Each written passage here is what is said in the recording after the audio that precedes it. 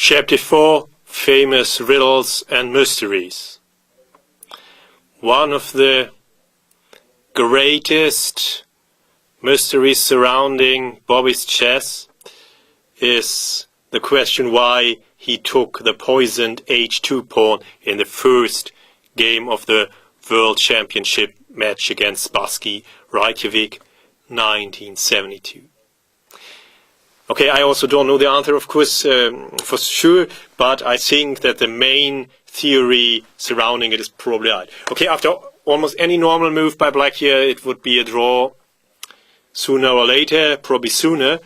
But Bobby relatively quickly took the H2 pawn, which proved to be wrong. And it is very likely that he miscalculated.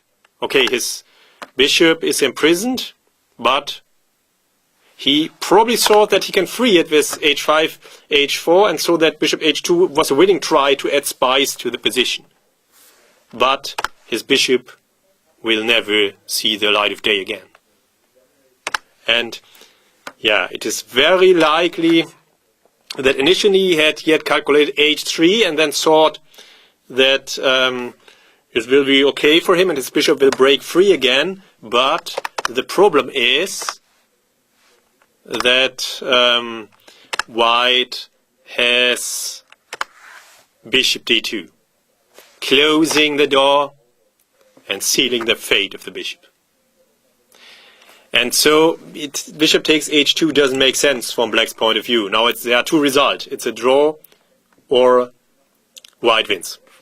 Okay, objectively it should still be a draw after all those years of analysis, but yeah, it is very tough to defend.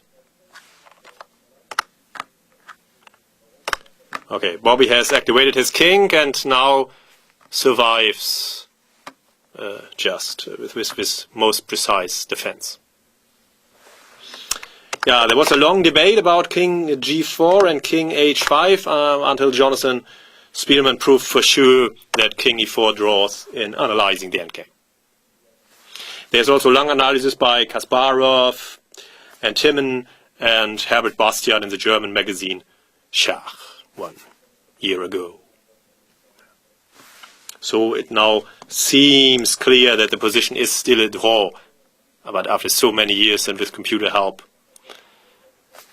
And how difficult it must have been over the board. Okay, so Spassky played a4 to activate his bishop first. a6, keeping the pawn on light squares and preparing fortress-like setups on the queen side. And here Bobby had a choice, e5 or f5. One draws, one loses. e5 still draws, as black can close the roads and then always hope to reach a fortress like this. White is an extra bishop but cannot win, as black's king cannot be forced away from the queen side. So e5 would have drawn from a theoretical point of view, while f5 loses.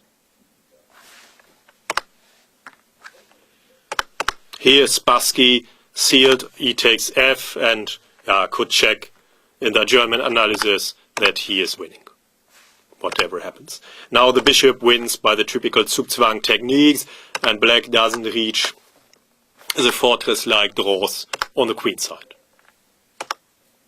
Zugzwang forces black to make a concession.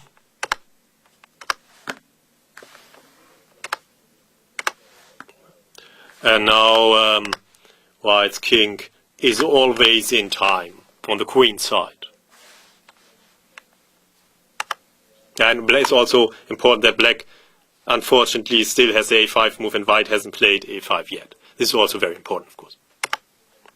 So Bobby played a5 immediately, but it doesn't change matters. Zugzwang. White can take, as the king will be back in time on the queen side.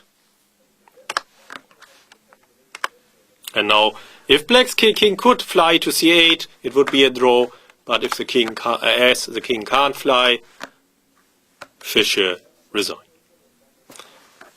So yeah, it is a mystery to this day why Fischer took the pawn on h2, but most probably he miscalculated, which was a very rare occurrence, of course, in Bobby's games. He was a very good calculator.